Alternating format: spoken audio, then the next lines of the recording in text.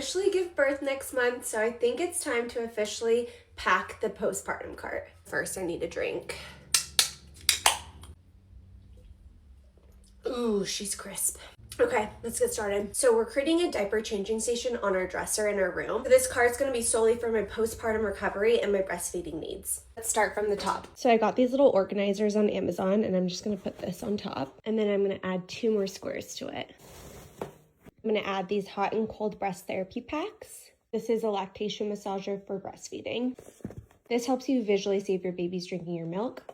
Adding my Peri wash bottle and some post-birth spray, including some hand sanitizer. Okay, in this square, I'm adding my nipple butters. I also have this nipple butter as well. Everyone says these are a need, so I'm gonna add those. And adding some breast pads. I wanted easy access for anything I needed to breastfeed the baby, so here's some birth cloths and some binkies to help soothe after middle of the night feedings. I'm also adding this light for middle of the night feedings.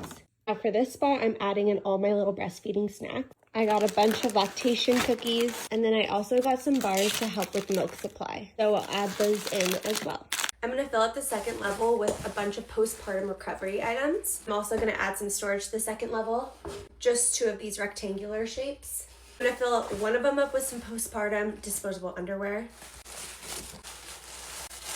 Once I graduate from the underwear, I'm gonna use pads, so I'm gonna fill this one up with the pads.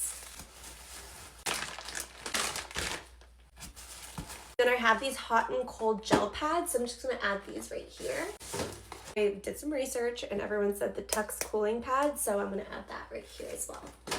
I also have some cleansing wipes, so I'm gonna just include those right next to the pads.